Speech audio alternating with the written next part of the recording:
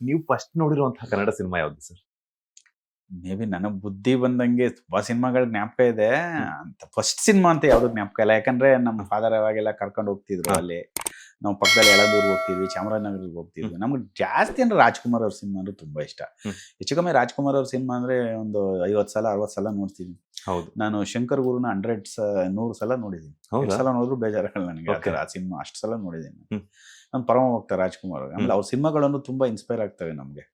ಆಮೇಲೆ ಪ್ರತಿಯೊಂದು ವರ್ಗಕ್ಕೂ ಯಾವುದೇ ವಲ್ಗಾರಿಟಿ ಇಲ್ಲದೆ ಒಂದು ಮಿಡ್ಲ್ ಕ್ಲಾಸ್ ಫ್ಯಾಮಿಲಿ ಒಂದು ಮೆಸೇಜ್ ಹೇಳೋಂಥ ಒಂದು ಕ್ಯಾರೆಕ್ಟರೈಸೇಷನ್ನ ಅವರು ಸಿನಿಮಾದಲ್ಲಿ ಮಾಡ್ತಿದ್ರು ರಾಜ್‌ಕುಮಾರ್. ಕತೆಗಳು ಕೂಡ ಅವ್ರ ಬ್ಯಾನರ್ ಲ್ಯಾಂಕ್ಗೆ ಸೆಲೆಕ್ಟ್ ಮಾಡ್ತಿದ್ರು. ಅದು ನನಗೆ ತುಂಬಾ ಖುಷಿ ಆ ಥರ ಸಿನಿಮಾಗಳು ನೋಡೋಕೆ. ಓಕೆ. ಇನ್ಸ್ಪಿರೇಷನ್ ಅಂತಂದ್ರೆ ನಿಮ್ಮ ಲೈಫ್ಗಾಗಿರ್ಬೋದು ಅಥವಾ ಸಿನಿಮಾ ಜರ್ನಿಗಾಗಿರ್ಬೋದು ಯಾರು ಸರ್? ನಮಗೆ ರಾಜ್‌ಕುಮಾರ್ ಅವ್ರು ಬಿಟ್ರೆ ಏನು ಗೊತ್ತಿರ್ಲಿಲ್ಲ ಸರ್. ಆಮೇಲೆ ಬುದ್ಧಿ ಬರ್ತಾ ಬರ್ತಾ ಬರ್ತಾ ಬರ್ತಾ ಏನು ಬೇರೆ ಆಕ್ಟರ್ಗಳು ಎಲ್ಲ ಗೊತ್ತಾಗಕ್ಕೆ ಶುರುವಾಯಿತು. ಆಮೇಲೆ ಮಿಕ್ಕದ ಆಕ್ಟರ್ಗಳು ಅದರ್ ಲ್ಯಾಂಗ್ವೇಜ್ ಆಕ್ಟರ್ಗಳೆಲ್ಲ ಗೊತ್ತಾಗಕ್ಕೆ ಶುರುವಾಯಿತು.